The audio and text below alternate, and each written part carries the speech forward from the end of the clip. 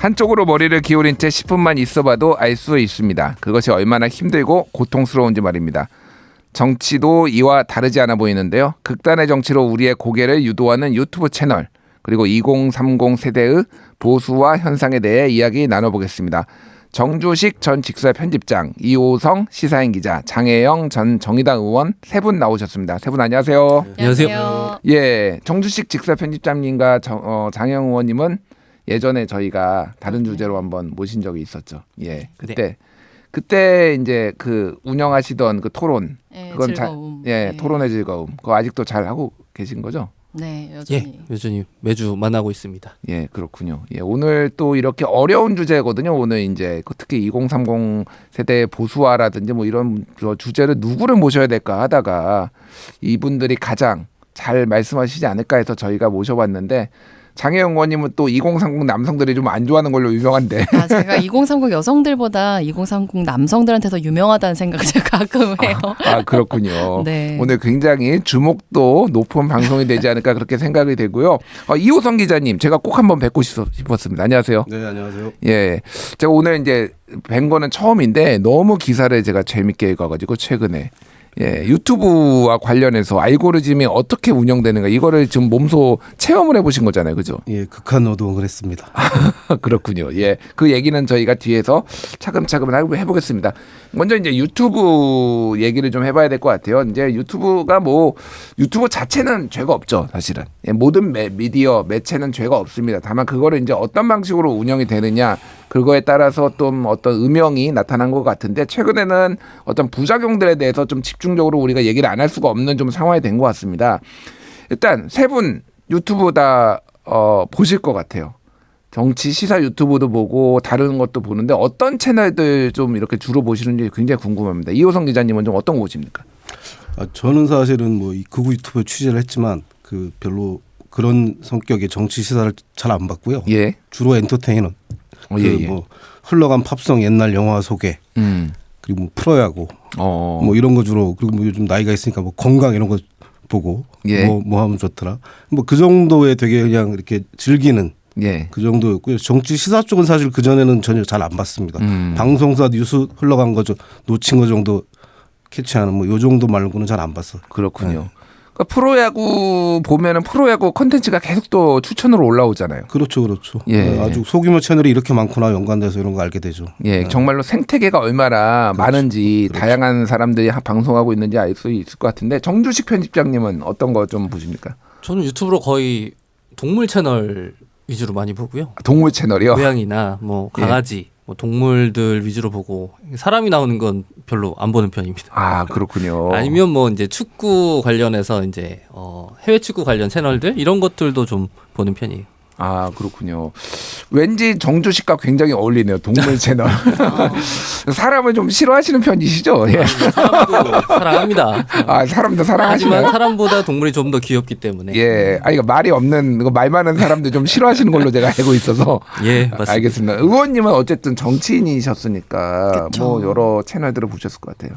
그런데 놀랍게도 저도 유튜브는 제 알고리즘으로 들어가면 다 BGM 리스트 이런 거밖에 없어요. 부금이라고 부르는. 네, 부금이라고 부르는. 요새는 플레이리스트를 1시간짜리 2시간짜리 이렇게도 만들어 놓기 때문에 그냥 일할 때 은은하게 틀어놓는 배경음악 같은 걸로 보거나 아니면 뭔가 속보를 봐야 되는 날 그런 방송사들에서, 공중파 방송사들 방송을 그냥 틀어놓거나 이런 식이지, 뭔가 사람들이 나와서 시사방송하고 이런 거는 잘 안 보는데, 다만 이제 제가 트래킹하는 이슈들 관련해서는 이제 종종 뭐 예를 들면 뭐 차별금지법 이런 것들에 대해서 치면 이제 쫘라락 관련된 영상들이 나오기는 하죠. 그렇죠. 예, 그래서 이제 오늘 저희가 이제 얘기를 하려는 거는 이 세 분이 시사 유튜브를 안 본다라는 걸 얘기를 하려는 건 아니고 저는 제가 이제 출연하는 방송들이 좀 있기 때문에 그런 것들을 구독을 하고 있거든요. 그러다 보니까 이제 그런 채널들이, 그리고 제가 계속 뜹니다. 제가 나왔던 방송에 제가 떠서 제가 이제 그런 걸 보는데, 이게 이제 알고리즘 얘기를 좀 많이 해보고 싶어서 말씀을 드린 거예요. 동물 보면은 동물이 계속 나오잖아요. 그렇죠. 그러니까 고양이 한 마리 영상을 보면 고양이 100마리가 뜨죠. 근데 이제 그걸 보다 보면 이제 하루가 다 가고 이제 고양이한테 계몽되는 거죠. 고양이한테 계몽이 됐나요? 이게 그 어떤 유명한 변호사분이 계몽했 개몽되었습니다라는 말이 유명해지긴 했는데 사실은 그게 그분만의 문제라기보다는 유튜브를 보는 많은 분들이 각자의 방식으로 자기 영역에서 개몽이 될 수밖에 없는 알고리즘인 것 같아요.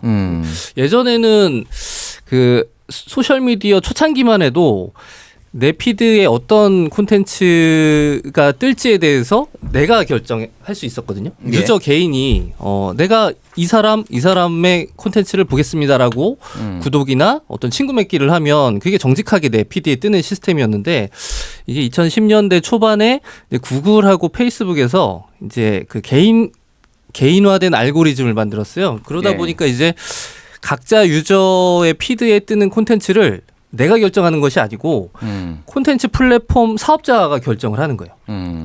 네가 뭘 좋아하고 네가 어떤 걸 봤을 때 행복할지 콘텐츠를 내가 결정하고 쏴줄게라고 하는데 뭐 그 사람한테 어떤 콘텐츠를 제공할지에 대해서 뭔가 그 기준이 필요할 거 아니에요. 근데 그 기준이 되는 수식을 알고리즘이라고 부르기 시작을 한 거죠. 예. 그래서 이렇게 하다 보면 우리 그 뇌가 이 알고리즘이라는 이런 그 어떤 편향된 정보를 반복적으로 이렇게 제공해 주는 환경에 노출돼 본 적이 없는 뇌란 말이에요. 예. 그러다 보니까 아무리 똑똑한 사람도 이 알고리즘에 저항할 수 있는 능력이 없어요. 그러다 보니까 이제 굉장히 무기력하게 각자의 피드에 자기도 모르게 개몽이 되는 이런 그 곤란한 상황에 모두가 노출되어 있다. 예. 그렇게 볼 수 있을 것 같아요. 근데 거대 플랫폼 기업이 처음에 이제 이런 알고리즘을 개발한 거는 사실은 다른 이유가 아니라 이 사람들이 이탈을 최소화하기 위해, 왜냐하면은 본인이 좋아하거나 본인이 평소에 선호하던 것들이 아닌 것들이 나오기 시작하면은 그런 것들이 추천에 뜨면은 이거 그만 보고 이제 다른 거 정신 차리고 이제 공부하러 가야지 뭐 이렇게 되는 경향이 있는데 이게 한번 보다 보면은 계속 재밌으니까 계속 보니까 최대한 체류 시간을 늘리기 위해서 이제 이게 된 건데 문제는 이게 이제 중독 현상이 하나가 나타나는 거가 있고 또 하나는 이게 이 뭔가 부적절한 콘텐츠, 잘못된 콘텐츠가 있을 때는 이게 지속적으로 반복적으로 노출이 되다 보니까 이제 요 최근에 있었던 부정선거 음모론이라든지 이런 문제들이 이제 나오는 것 같습니다. 혹시 알고리즘과 관련해서 의원님이 뭐 폐해를 경험하셨거나 주변에서 보신 것 그런 것들이 있나요?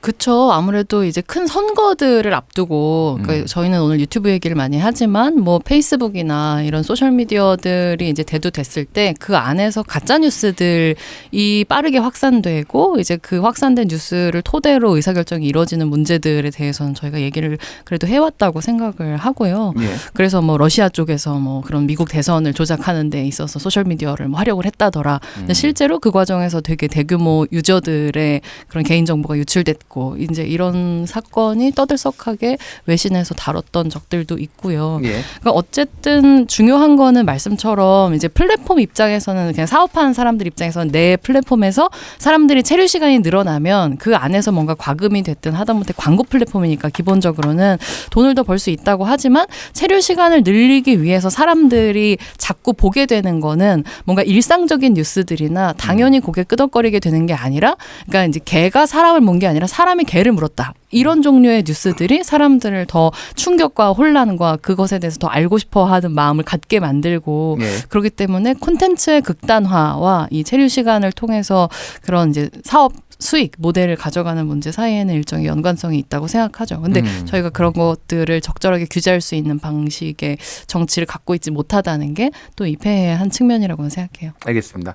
이호성 기자님한테 좀 여쭤봐야 될 것 같은데 그 최근에 쓰신 기사 굉장히 또 화제도 되고 저도 굉장히 재밌게 읽었는데 이게 우리가 너무 자연스럽게 사실은 평소에 습관대로 보다 보니까 우리의 알고리즘은 언제부터 어떤 식으로 이게 기원이 됐는지를 알 수가 없었는데 아예 제로 베이스에서 예. 아주 투명하게 갓난아기처럼 지금 유튜브 세계에 들어오셔가지고 이 알고리즘이 형성되는 과정을 특히 이제 극우 유튜브 쪽을 어떻게 이게 알고리즘이 추천되는지를 직접 경험하고 그걸 기사로 쓰셨어요. 예. 좀 설명을 해주시죠. 그러니까 그 기사를 쓰게 된 배경, 기획 그리고 어떻게 이게 진행이 됐는지.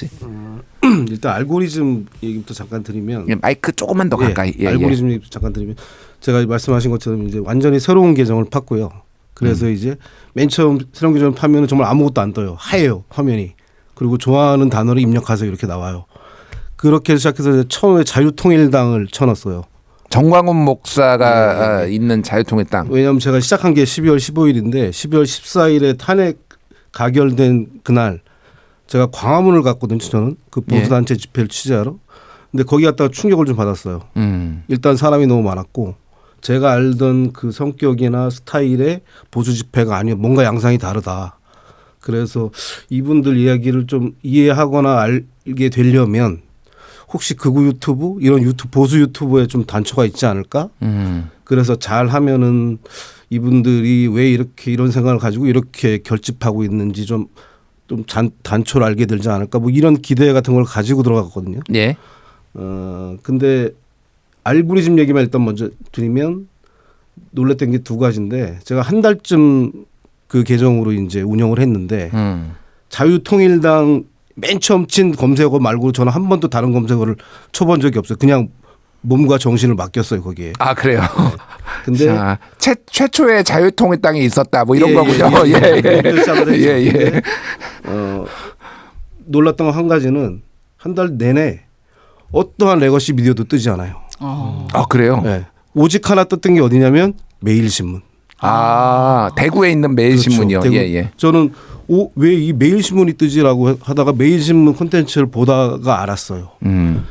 그 나중에 저도 최근에 알게 된 건데 매일신문이 원래 이제 거기도 카톨릭 계열이었으나 얼마 전에 이제 몇 년 전에 이게 건설사가 인수를 했다 그러더라고요. 예. 그리고 그 내부가 굉장히 논조가 바뀌었고 그리고 보니까 매일신문이 지금 굉장히 레거시 중에서 가장 강성이라고 할 수 있는 약간 보수적 스탠스를 취하고 있더라고요. 탄핵 반대 논조가 굉장히 세게 나오더라고요. 굉장히 세게 나오더라고요. 예. 그러니까 오로지 나왔던 레거시가 매일신문 하나였다. 저는 그게 그 알고리즘이 약간 놀라운 측면이었다고 봤고요. 예. 그리고 또 하나는 이건 이따가 뭐 2030 얘기할 때 들을지도 모르겠지만 언젠가부터 자연스럽게 이상한 쇼츠가 뜨는 거예요. 예. 그 쇼츠 내용이 뭐냐면 순종적인 일본인 여성과 살아봤더니 예. 뭐 이런 거 있죠. 예. 러시아 여성과의 뭐 연애 경험. 예. 이런 것들이 계속 뜨는 거예요. 그게 자유통일당하고는 무슨 관련이 있을까요? 그러니까요. 그래서 제가 예. 되게 놀라웠다는 거고 그래서 그런 생각을 하게 됐지. 만약에 되게 젊은 내가 남성이라면 이것들을 계속 볼 것 같다. 그리고 뭔가 영향을 받을 것 같다. 예. 여기까지 일단 하겠습니다. 예, 알겠습니다. 근데 제가 궁금한 게 기자님이야 워낙 오랫동안 기자 생활도 하셨고 본인의 어떤 정치적 주관이라든지 생각이 확고하시고 그렇죠. 판단하시긴 하지만은 그 콘텐츠들을 계속 어쨌든 보셨잖아요. 좀 어떻게 이렇게 개몽이 되셨나요? 그쪽으로? 결론만 말씀드리면 예. 그냥 저 혼자 보면 됩니다. 여러분들은 안 보셔도 될 것 같고요. 예. 그러니까 뭐 무슨 새로운 논리라든지 아니면 기존에 우리가 몰랐던 이야기들은 제가 전혀 찾지 못했고, 그러니까 기존에 있었던 뭐 되게 뭐 뉴라이트 계열의 10년, 20년 된 그런 주장들, 예. 그 주장을 지금 현안들에 맞춰서 반복하거나 아니면은 뭐 최근에 그 예를 들어 스카이데일리 같은 매체에서 나오는 것처럼 몇몇 이 사실관계들 하나를 끄집어내서 되게 유리하게 해석하는 방식으로 끝없이 방송하는 것. 뭐 이 정도밖에 없었고 다만 또 놀랬던 것은 제가 그때 봤던 여러 가지 그 12월 15일부터 봤던 여러 가지 뭐 콘텐츠라든가 단어라든가 이게 해가 바뀌어서 나중에 윤석열 대통령 그 탄핵심판 변론기일에서 윤석열 측 대리인들이 그 단어와 이야기를 가져다 쓰기 시작하는 거 보고 놀랐어. 이를테면 계몽령이란 말은 제가 12월 중순에 이미 그 극우 유튜브에서 봤거든요. 예. 근데 이걸 1월 중순에 윤석열 대통령 그 탄핵심판에서 대리인 측이 쓰기 시작하더라고요. 그러니까 이미 한 달 전에 나왔던 얘기예요. 극우 유튜브에서. 그 정치권에 본격적으로 등장하지는 않았어요. 그 계몽령이라는 단어가. 그렇죠. 예. 이거는 국내 정치권 혹은 이쪽 국내 기성 레거시 정치권이 가져왔다. 유튜브에서 좀 그렇게 보고 있어요. 그렇군요. 어쨌든 유튜브가 실제 정치권 그리고 언론에까지 영향을 주기 시작했다. 이런 거를 좀 목도하셨다 이렇게 보면 될 것 같은데 시사인 기사 얘기를 조금 더 하면서 두 분 얘기도 좀 들어봐야 될 것 같아요. 시사인이 한국리서치와 공동으로 2025년 유권자 인식 여론조사를 실시를 했는데요. 한국리서치가 지난 2월 3일에서 2월 5일까지 전국 만 18세 이상 남녀 2,000명을 대상으로 웹조사로 진행이 됐고요. 응답률은 25.2%인데요. 자세한 내용은 중앙선거여론조사 심의위원회 홈페이지를 참고하시면 되고요. 여기에서 비상계엄 선포에 대한 의견을 물어봤는데 이게 이제 굉장히 항목이 길어요. 질문한 게 많은데 이 사람들의 생활 패턴이나 이런 것까지 물어봤더라고요. 근데 보수 유튜브 시청 하루 1시간 이상을 하시는 분들한테는 비상계엄이 정당했다가 68%. 그런데 시청 안 하는 쪽에서는 85%가 잘못됐다라고 응답을 했으니까 이게 완벽하게 정반대의 이제 결과가 나온 거죠. 물론 이게 원인과 결과가 어느 쪽이, 그러니까 이 보수 유튜브를 시청을 해가지고 이렇게 된 건지 아니면 평소에 그런 인식이 있었기 때문에 본인의 구미에 맞는 콘텐츠를 보는 것인지는 저희가 이제 확인할 수는 없지만은 어쨌든 탄핵 찬반의 경우에도 보수 유튜브 과몰입층은 탄핵 반대가 74%에 달했습니다. 그럼 이거는 어쨌든 상관관계는 분명히 있는 것으로 이제 보이는데 장혜원 의원님은 좀 이거 어떻게 보십니까? 분명히 상관관계가 있다고 생각을 하고 상호 되먹임도 굉장히 이제 클 것이다라고 생각을 해요. 그러니까 보수 유튜브들이 단 한 4, 5년 전만 하더라도 이렇게까지 어떤 사람들의 정치적인 판단에 영향을 미쳤다고 생각하지는 않는데 이제 갈수록 특히 2022년 대선을 전국 거치면서 저는 이 유튜버들의 노골적인 정치 개입 그리고 이제 기존의 정당들이 말하자면 뭐 예를 들면 설 선물 같은 거를 보내는 리스트에 큰 보수 그러니까 그런 구독자를 가지고 있는 채널을 운영하는 사람들의 리스트가 들어가기 시작하면서 이런 경향이 굉장히 강화됐다고 생각을 해요. 예, 그렇군요. 어쨌든 보수 유튜버가 뭐 어제 오늘 있었던 건 아니고 예전에 뭐 5.18 북한군 침투설 뭐 이런 것들 뭐 얘기했던 지만원 씨라든지 뭐 이런 사람들도 유튜브를 했는지 모르겠으나 여러 루트로 굉장히 많은 게 있었지만은 권력이 이들을 주목을 했을 때 정치권이 주목을 했을 때 이들의 어떤 발언들이 생명력을 더 얻고 좀 더 많은 사람들이 주목하고 이런 것들을 좀 말씀해 주신 것 같아요, 의원님이. 그렇죠. 그러니까 네.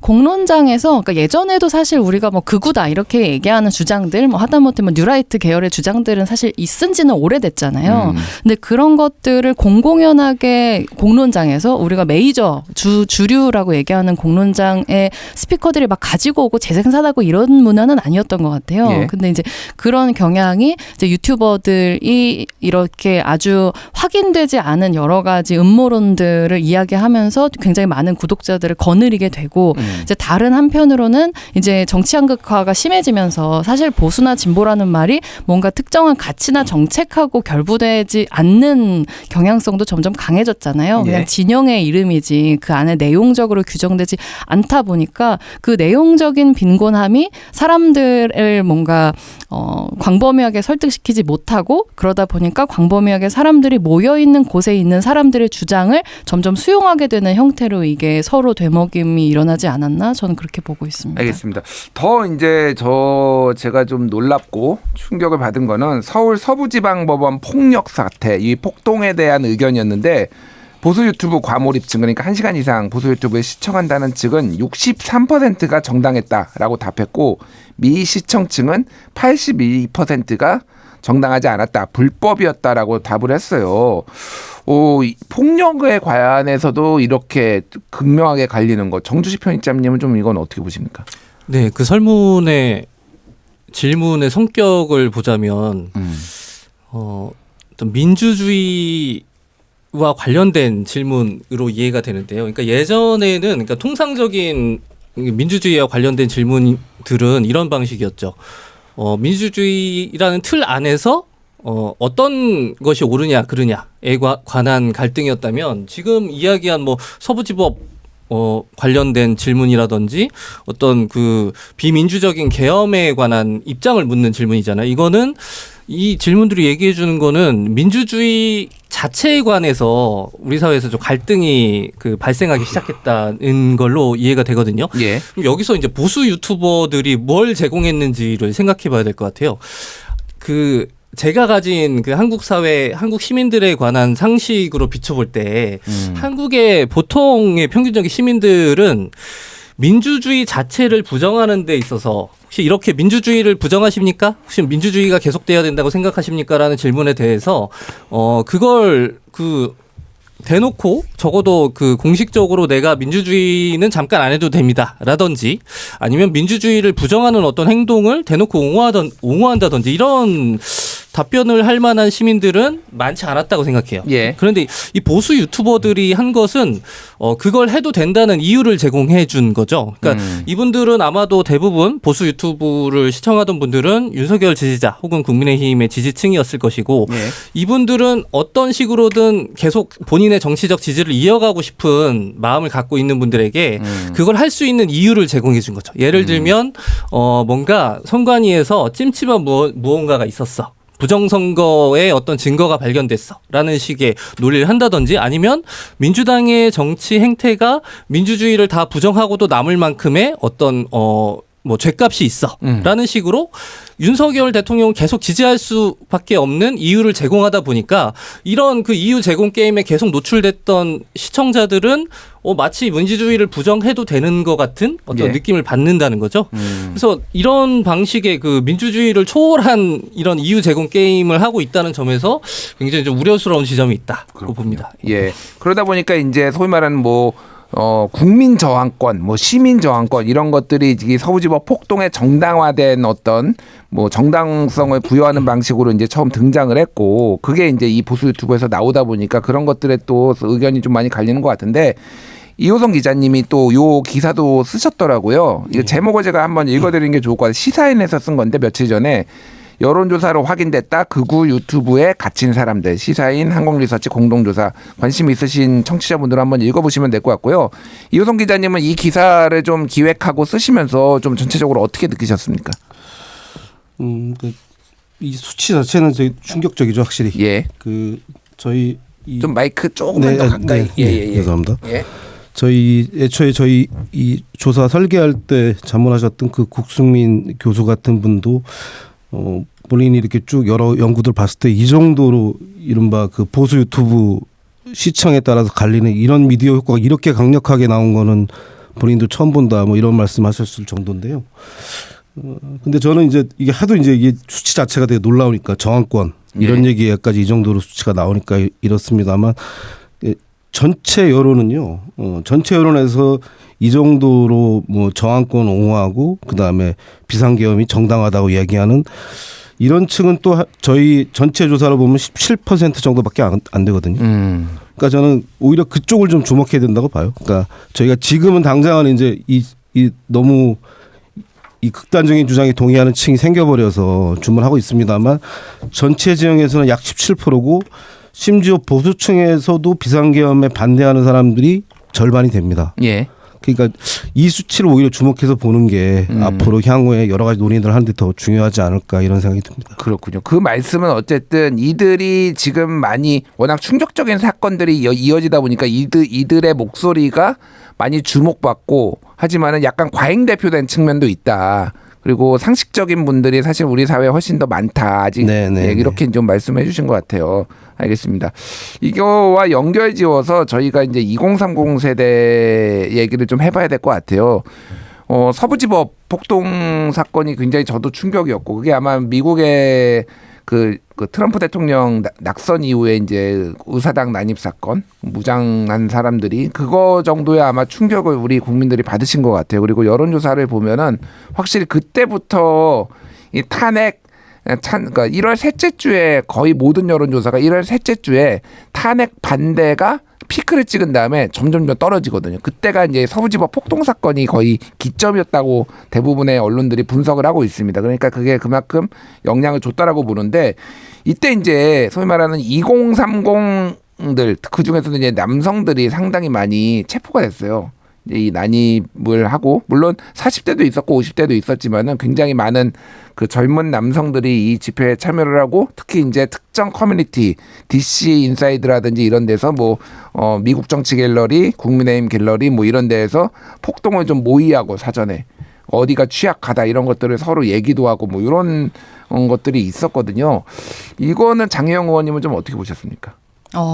그 상황 자체는 굉장히 이제 문제적이었다고 보는데, 근데 저는 이 서부지법 난동 사태 사태에서 2030 남성에게 딱 포커스를 둬서 얘기를 하는 게 그게 이 사태를 다루는 가장 적절한 방식인가에 대해서는 좀 의문이 들었어요. 그러니까 왜냐하면 제가 이제 아무래도 계속 그런 광장에서 특히 2030 여성들이 관심 있는 의제들을 가지고 이제 의정 활동할 때도 그렇고 지금도 많이 활동을 하다 보니까 그 빅카인즈라고 하는 플랫폼 있잖아요. 언론 기사들에 관련해 가지고 빅데이터를 볼 수 있는 플랫폼인데 예. 한 11월 20일부터 한 2월 20일 정도까지 2030 여성이라는 키워드로 만들어진 기사의 개수들 그리고 2030 남성이라는 이제 키워드가 들어간 기사들의 개수랑 그 추이를 좀 봤거든요. 예. 근데 2030 여성들이 일단 더 많고 그리고 되게 처음부터 높아요. 그러니까 그거는 이제 계엄 이후에 2030 여성들이 광장으로 쏟아져 나왔고 그들이 예. 가장 많다라고 하는 논조의 기사들이 계속 있었고 이들이 점점 다른 광장들에도 가면서 진화하고 있다라는 식으로 광장의 주역으로 호명하는 것들이 거의 대부분이고 지금 약간 잦아들고 있지만 계속 생산이 되거든요. 근데 2030 남성들은 그 시기에는 거의 기사가 없어요. 예. 나오지 않다가 2030 남성들을 조명하기 시작한 게 이 윤석열 대통령을 체포 1차 시도 실패했을 때 그때부터 2030 남성들이 그 집회에는 오더라라는 기사들이 조금 나오고 서부지법 남동 때를 피크를 찍고 계속 2030 남성들이 극우화되는 거 아니야? 라는 식의 논조들의 기사들이 계속 생산되는 그런 추세거든요. 예. 그런데 이제 저는 이 2030 그 현장에서 이제 붙잡힌 2030 남성들이 어쩌다가 거기까지 가게 됐는지는 되게 면밀한 분석이 필요하다고 보는데 그걸 가지고 이제 2030 남성들이 보수화됐다라는 방식의 담론을 구성하는 거는 저는 이제 극우화되어가는 국민의힘만 좋은 일이 아닌가 그런 생각을 합니다. 알겠습니다. 그러니까 일부 아주 이탈적인 행동이 있기는 했지만 일부에서 그거를 2030 전체 남성 특히 남성의 전체로 보편화하는 거는 좀 문제가 있다 이렇게 좀 보시는 것 같아요. 그렇죠. 보수화라는 단어가 적절한가? 저는 그 서부지법은 보수가 아니라 극우적인 행위였다고 생각하기 때문에 예. 일부의 파편적인 극우 블럭이 생긴 것 정도로 분석을 하는 게 맞지 않나. 알겠습니다. 그 얘기를 좀 더 얘기를 해보죠. 정주식 편집장님은 좀 어떻게 보셨는지 궁금해요. 예. 서부지법 사태에 관해서는 장영원의 의견에 동의하고요. 그렇지만 뭐 다른 여론조사를 통해서 나타나고 있는 2030 남성들의 어떤 국민의힘 지지 성향, 또 반민주당적인 어떤 성향, 정치적 성향 이런 것들이 가시적으로 나타나는 건 사실인 것 같아요. 근데 이들의 불만의 내용이 뭔가를 들여다보면 한국의 뭐 극우 세력들이 정말 증오하는 집단이 세 가지가 있는데 뭐 하나는 일단 민주당이고 예. 또 하나는 이제 중국을 비롯한 이제 외국인들에 대한 적개심이 하나가 있고 또 하나가 페미니즘인데 이제 페미니즘에 대한 어떤 반감도 한 두 가지 차원에서 이야기할 수 있을 것 같아요. 하나는 페미니즘 자체에 대한 부정적인 판단이 있는 것이고 페미니스트들은 우리들을 적대한다. 우리들을 나는 선량한 사람인데 나를 나쁜 사람으로 몰아가는 저 페미니즘 자체는 나쁜 이념이다. 나쁜 운동 방식이다라는 판단이 하나가 있는 것 같고 또 하나는 페미니즘이라는 어떤 사조를 우리 사회가 수용하는 것에 대한 또 반감 여기서 오는 소외감이 있는 것 같아요. 물론 뭐 한국 사회가 페미니즘을 얼마나 수용했는가에 관해서는 뭐 논쟁적인 지점이 있지만 어쨌든 페미니즘 리부트 이후에 젊은 여성들의 그런 운동이 페미니즘이라는 것을 한국 사회의 주요한 의제로 밀어올렸다는 것에 대해서는 아마 많은 분들이 동의하실 것 같아요. 예. 그런데 이 페미니즘과 페미니즘의 주역인 2030 여성들을 사회와 언론이 주목하는 조명하는 이 과정에서 본인들은 일종의 좀 버려졌다는 느낌 을 받고 우리를 적대하는 저들을 저렇게 우대하면서 우리는 이제 사회적으로 좀 소외받고 있다는 이 홀대 의식 이런 것들이 좀 사회적 인정이라는 차원에서 또 다른 차원에서 좀 들여다봐야 될 부분이 있는 것 같아서 마치 그 2030 그 남녀의 이 갈등을 이 당사자들 간의 어떤 1대1 링 위에서 펼쳐지는 1대1 싸움이라기보다는 어떤 사회적 인정이라는 차원에서 보면 굉장히 좀 다자적인 다층적인 형태로 벌어지고 있는 좀 복잡한 좀 갈등의 양상이 아닌가 이렇게 보고 있습니다. 아, 그렇군요. 이게 그러니까 방금 페미니즘 얘기를 하셨는데 모든 2030 남성들이 다 페미니즘에 대해서 부정적인 것은 아니지만은 뚜렷하게 어떤 젠더 갈등이 지금 벌어지고 있는 거는 확실한 것 같아요. 뭐 여러 여론조사에서 보면 20대한테 물어보면 우리나라의 가장 중요한 갈등이 무엇인가 물어보면은 뭐 어떤 데에서는 다른 세대에서는 뭐 빈부 갈등, 뭐 지역 갈등, 세대 갈등 그러는데 20대에서는 젠더 갈등이라고 보통 답을 하거든요. 그게 1위예요, 보면은. 그 정도로 조금 심각하게 보이는데 어쨌든 2030 여성들이 더 적극적으로 많이 탄핵 찬성 집회에 나갔던 것들이 주목을 받았는데 그 반대의 어떤 일부는 반대로 좀 서면서 그것들이 좀 대립적인 구도로 좀 비춰진 측면도 좀 있지 않나 그 생각이 좀 듭니다. 예, 단순히 말씀드리면 그냥 2030 여성들이 주목을 받는 게 싫어서 약간 뭐 삐뚤어질 테다 이런 느낌으로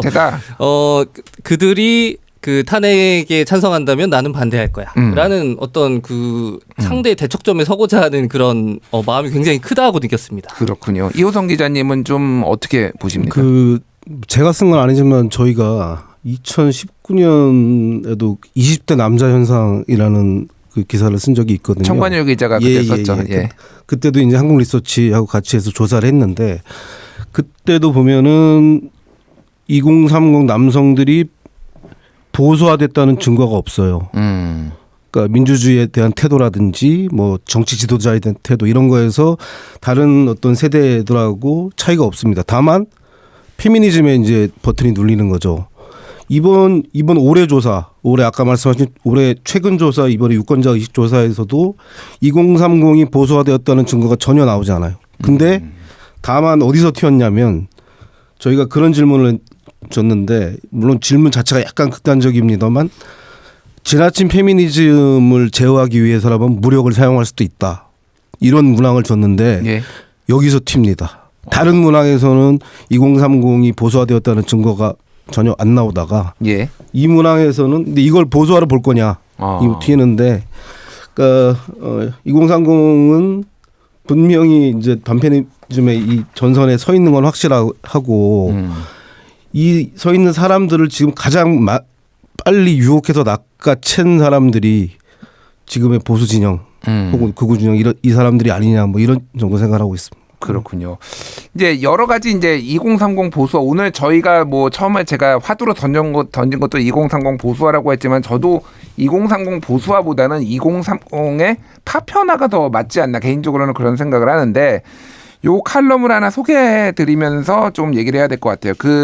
우리 방송에도 나왔었는데 최병천 신성장 경제연구소장이 이제 최근에 썼던 칼럼인데 한국갤럽이 이제 월간 집계를 합니다. 왜냐하면 주간 집계를 하면은 1,000명씩 있는데 월간 집계를 하면은 샘플이 이제 보통 4주가 들어가니까 4,000명이 되거든요. 그래서 한국갤럽의 1월 월간 통합 데이터를 봐서 20대, 30대 남성들이 어떻게 현안을 파악하는지를 보면은 탄핵 찬성 20대 남성의 1월 달에 탄핵 찬성은 53%, 탄핵 반대는 35%, 30대 남성도 탄핵 찬성은 62%, 탄핵 반대가 31. 그래서 탄핵 찬성이 압도적으로 높거든요. 그러니까 다른 세대하고 정말로 그럼 다르냐? 물론 여성이 더 높습니다. 20대 여성이 높고 30대 여성이 더 높지만은 그러면 아주 이질적으로 2030들이 이렇게 튀게 탄핵 반대 윤석열 측에 좀 붙어 있는 거냐 그런 건 또 아니라는 거예요. 그러니까 이게 아까 전에 이호성 기자님 말씀하셨던 사실은 이 극우의 샘플 자체가 아까 17% 뭐 이 정도로 파악이 됐다라고 하니까 어떻게 보면 이제 과잉 대표되거나 좀 주목받는 거 아닌가 그런 거가 있는데 근데 이 질문을 좀 드려봐야 될 것 같아요. 또 다른 연구를 하나 소개시켜 드려야 될 것 같은데 동아시아 연구원이 한국 리서치에 의뢰를 해서 주기적으로 여론조사를 하는데 민주주의가 다른 제도보다 낫다라는 질문을 해요. 이게 근데 2017년에도 조사를 했고 최근에도 조사를 했어요. 근데 2017년에는 20대 남성의 경우 84.3%, 30대 남성의 경우 73.4%가 민주주의가 다른 제도보다 낫다라고 얘기를 했는데 올해 같은 조사에서는 20대 남성은 62.6%, 30대 남성에서는 64.3%로 많이 하락했어요. 물론 이때 20대와 지금의 20대가 같은 세대는 아닙니다. 아예 세대가 달라졌을 수도 있죠, 거의. 예. 요 연구는 동아시아연구원이 한국리서치 의뢰 지난달 22일에서 23일 성인 1,514명을 대상으로 웹 서베이 형식으로 조사를 했고요. 자세한 사항은 중앙선거론자심의위원회 홈페이지를 참고하시면 됩니다. 이건 좀 어떻게 봐야 될까요? 상영 의원님.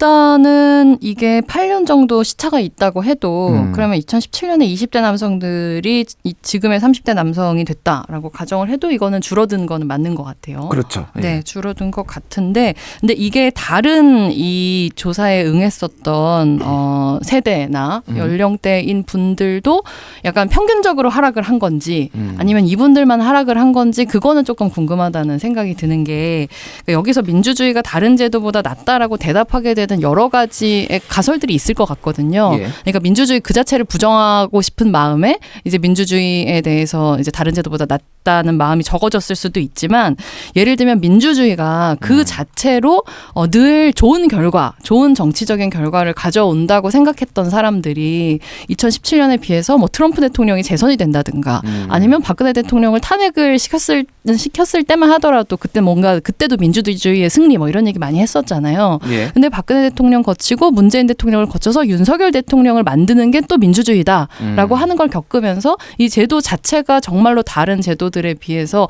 완전히 질적으로 다르게 좋은 제도라는 생각은 조금 줄어들 수도 있다고 저는 생각하거든요. 그래서 이거의 함의는 좀 더 따져봐야 되지 않나 싶습니다. 그렇군요. 뭐 말씀하셨으니까 좀 의견을 여기 여론조사를 말씀을 드리면은 민주주의가 다른 제도가 낫다 2017년에 예를 들면은 40대 같은 경우에는 89.3%가 남성의 경우에는 민주주의가 다른 제도보다 낫다라고 응답을 했는데 요게 78%가 됐어요. 줄어들었네요. 올해는. 그러면은 다른 세대도 사실은 줄어들었다. 뭐 이렇게 보는 게 맞는 것 같습니다. 다만 여성은 2017년에 40대 여성은 82.5%가 그렇게 응답을 했는데 2025년에는 80.3%니까 거의 줄지 않았어요. 그러니까 이게 2030 남성의 보수화가 됐든 뭐가 됐든 변화뿐만이 아니라 전체적으로 남성의 어떤 변화들이 좀 있었던 것 같다. 이렇게 해석을 하는 게 맞지만 어쨌든 그 중에서도 20대 30대가 많이 변한 거는 좀 맞는 것 같으니까 그거를 말씀을 드리고 정주희 편집장님 좀 어떻게 보십니까? 예, 정치에 대한 기대가 뭐 많이 하락했다고 볼 수 있을 것 같은데요. 근데 그 사이에 일어난 일이 무엇이었냐를 보면 1차 탄핵, 그러니까 박근혜 대통령 탄핵 이후에 일어난 한국 사회의 어떤 그 변화의 내용이 무엇이었냐. 제 개인적으로는 아주 격화된 팬덤 정치 그리고 더 그 양당 중심의 양극화된 어떤 진영 정치라고 보는데 여기서 기성세대들보다 좀 젊은 20, 30대 남성들이 더 큰 좀 환멸감을 느낀 것이 아닌가라는 생각이 들고요.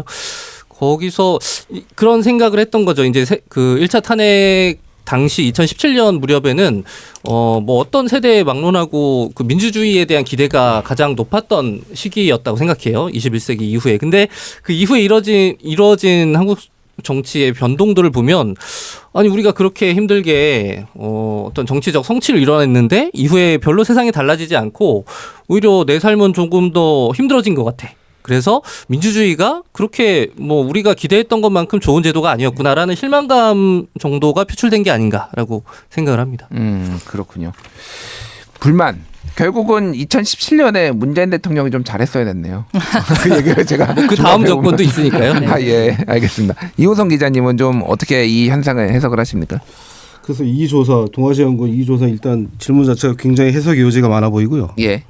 그러니까 이걸 어떻게 해석할 거냐. 그러니까 민주주의가 다른 제도보다 낫다. 그렇다면은 뭐 전체주의가 옳다는 판단을 한 것이냐. 만약에 그렇게 볼 것인지 아니면 우리 정주희 선생님 말씀하신 것처럼 이거는 일종의 탈정치나 정치 환멸을 나타내는 걸로 봐야 돼. 이거는 해석의 여지가 두 개는 완전히 다른 해석이라고 보거든요. 그러니까 저는 오히려 그런 어떤 탈정치나 환멸 이쪽이 더 가깝다고 봐야 되지 않느냐. 예. 그렇다 이게 전체주의를 지지하는 수치가 늘었다 이렇게 해석하는 거 이것도 좀 무리가 있지 않을까 이런 생각이 좀 듭니다. 그러니까 지금 보수 진영에서도 제일 싫어하는 게 중국이고 뭐 중국이 어쨌든 그 중국에서 싫어하는 것들이 중국의 전체주의적 사회 이거를 싫어하는 거잖아요. 그렇다고 보면은 전체주의를 우리가 좋아한다. 라고 또 볼 수는 없는 그런 해석의 여지가 좀 있는 것 같아요. 말씀하신 대로 정치에 대한 불신감이 좀 더 높아지지 않았나. 그렇게 기자님은 그렇게 보시는 거잖아요. 예. 그렇군요. 알겠습니다. 예, 결국은 이제 사회가 조금 많이 파편화된 부분들도 있고 이게 지금 지금의 탄핵 국면과 맞물려서 좀 극단의 진영 대결로 치달으면서 우리나라 사회 자체가 조금 민주주의의 위기도 있고 어떤 국가의 저는 사회 존립의 위기도 좀 있다라고 개인적으로 느끼고 있습니다. 이게 그러면 탄핵이 끝나면은 저는 뭐 탄핵이 인용될 거라고 말씀하시는 분들이 많다라는 그 생각을 좀 전해드리면서 그러면 탄핵이 인용되면은 이 갈등이 끝날 것인가 좀 굉장히 회의적이에요. 저는 개인적으로 그렇습니다만 어떻게 좀 이런 갈등들을 조금 해소를 하고 앞으로 나아가야 될지 좀 의원님 좀 의견을 말씀해 주시죠. 네. 그러니까 결국은 이제 민주주의란 무엇인가, 그리고 우리가 어떻게 실천적인 민주주의의 혹은 민주사회의 모양을 만들어 갈 것인지라는 과제를 하고 있다는 아주 5천만 명이 조별 과제를 하나를 같이 하고 있다고 생각하는데요. 예. 그러니까 일단은 이런 종류의 그러니까 헌정 자체를 질서를 교란하는 종류의 행위들 그리고 그것에 동조하는 사람들에 대해서는 좀 단호한 태도 그런 것은 우리 사회가 용납할 수 없다는 선을 긋는 과정이 하나가 있는 것 같고요. 그런 폭력을 통해서 이제 사법부의 판단에 동의하지 않는다는 이유만으로 뭔가 법관에게 뭐 위해를 가한다던가 이런 것들은 용납할 수 없는 중대 범죄죠. 근데 이제 그게 아니라 그렇다면 헌정 질서를 민주적으로 수호하겠다라고 하는 이제 세력들 안에서 지금 오늘 저희가 다뤘었던 여러 가지 갈등들을 좀 토론할 수 있도록 만드는 체제가 필요하겠죠. 근데 사실 대의민주주의를 한다는 게 그러니까 여러 생각이 다른 사람들의 이야기가 우리가 대의하는 뭐 예를 들면 국회 이런 곳에서 뭐 정당 민주주의를 통해서 이제 잘 대변되고 그 안에서 사회적 합의가 이루어져서 효능감을 느낄 수 있다면 이렇게까지 극단적인 방식으로 사람들이 직접 시민 대 시민으로 충돌하지는 않을 거라고 보거든요. 근데 지금 이 양극단 진영 정치를 가능하게 만드는 여러 가지 문제들 중에서 정말로 바뀌어야 되는 제도들이 있죠. 그러니까 하다못해 연합 정치가 필요하다고 얘기를 할 거라면 그 연합 정치가 가능하게 만드는 제도들에 대한 토론을 이제는 좀 정치권에서 이 광장의 시간이 끝나기 전에 좀 책임 있게 논의해야 되지 않나. 그런 생각이 하나 있고요. 예. 말이 좀 길어서 죄송한데. 아닙니다. 충분히 하십시오. 네네. 하나 더는 민주주의의 요체가 뭐냐에 대한 시민들의 각성, 자각이 전 또 필요하다는 생각이 듭니다. 그러니까 저는 결국에는 민주주의를 현실적으로 가장 중요하게 기능하게 만드는 건 약자에 대한 존중이라고 생각하거든요. 그러니까 민주주의가 윤석열 대통령 앞에서 무너졌다. 그러니까 국가에서 가장 최고의 권력을 갖고 있는 사람 앞에서 민주주의가 무너졌다. 저는 이거 궤변이라고 생각하고요. 저는 주로 의정활동을 하면서 우리가 사회적 약자라고 얘기하는 사람들의 삶에서 어떤 일들이 일어나는지를 많이 봐왔습니다. 예를 들면 장애인, 예를 들면 여성, 뭐 성소수자, 혹은 뭐 그런 이주민, 난민 이런 사람들을 우리 사회가 어떻게 대해왔는지를 보면 사실 그분들은 정말 일상이 계엄이었거든요. 그러니까 계엄이라는 거를 다양하게 규정할 수 있겠지만 그 첫 번째 포고령에도 나왔듯이 시민적 권리의 박탈이에요. 그런데 공권력을 통해서 장애인이 이동권을 누려야 된다는 주장을 했다는 이유만으로 공권력이 그 장애인들을 들어서 역사 밖으로 내팽개칩니다. 예. 여성들이 쇼컷을 했다는 이유만으로 이 사람들이 페미니스트인지 아닌지 알 수도 없어요. 근데 그렇다는 이유만으로 이 사람들이 직장에서 일터에서 학교에서 물리적이고 실체적인 혹은 언어적인 폭력을 겪어요. 근데 우리 사회가 이걸 방치합니다. 예. 저는 그래서 페미니즘 앞에서 대한민국 민주주의는 이미 무너지고 있었다. 근데 그것을 방치한 결과 이것들이 점점 더 커져서 지금 같은 계엄과 어떤 극우의 바로 상태까지 이어졌다고 생각을 해서 알겠습니다. 네, 정치권의 문제도 있지만 약자를 존중하는 민주주의의 의식 이걸 다시 우리가 회복해야 된다고 생각합니다. 알겠습니다. 정주희 평론가님 어떻게 우리가 좀 회복을 할 수 있을까요? 사람들이 누군가를 미워하지 않고 우정을 쌓는 방법을 잘 모르는 것 같아요. 그러니까 이 사람들이 이렇게 격화되고 격앙돼 있고 분노에 차 있느냐를 예. 보면 이 극단주의에 관한 아주 많은 연구들이 있는데 공통적으로 지적하는 게 사람들 마음속에 있는 외로움과 불안이거든요. 네. 사람들은 불안을 쫓기 위해서 어딘가에 가입하고 신념을 갖게 되는데 우리가 그 사람들에게 조금 더 건강한 어떤 그 공동체 건강한 위안거리 이런 것들을 제공해주지 못한 책임이 있는 것 같아요. 그러니까 확신에 찬 사람은 불안하지 않거든요. 그래서 뭐 누군가 자기한테 유튜브에서 계속 확신에 찬 무언가를 주입하면 거기에 대해서 제대로 판단하지 않고 내 마음속 불안을 쫓기 위해서 쉽게 가입하고 예. 또 일종의 증오 공동체에 가입을 하는 거예요. 일종의 증오 공동체에 가입을 하면 일단 거기서는 누군가에 대한 증오를 멈추거나 용서를 하거나 화해를 하는 순간 강퇴당하게 됩니다. 나는 외로워서 가입을 하게 됐는데 어느 쪽이든 어떤 정치 유튜브를 통해서 어딘가에 집단에 가입하게 됐는데 거기서 따뜻함을 느낀 사람들은 나오기 싫은 거예요. 그래서 그냥 믿을 수밖에 없는 거예요. 내가 믿어져서 믿는 게 아니라 믿고 싶어서 믿게 되는. 근데 그 반대편에 뭐가 있냐, 공백이 있는 거죠. 그러니까 정치가 그들에게 제대로 된 어떤 위안거리, 비전 이런 것들을 제공하지 못한 책임이 있다고 생각을 해요. 그래서 예. 뭐 정치가 할 일이 많다라고. 저를 보면서 예, 알겠습니다. 예, 이호성 기자님. 예. 그렇죠. 저희가 뭐 옛날부터 공론장이 무너졌다 이런 얘기 많이 했는데 요즘은 아예 공론장이 사라진 것 같아요. 그러니까 사라진 공론장에서 사람들이 다 극우 유튜버 같은 거 보면서 그리로 들어가 버린 거죠, 이제. 예. 그럼 이제 아예 사라진 공론장을 우리가 어떻게 복원할 거냐. 복원도 아니라 이건 처음부터 다시 만들어야 되는 수준이라는 생각이 들고요. 그 지점에서 되게 정치가 정말로 중요할 수밖에 없다라는 게, 그러니까 저는 이번에 그 극우 유튜버 이걸 쭉 보면서 어떤 생각이 들었냐면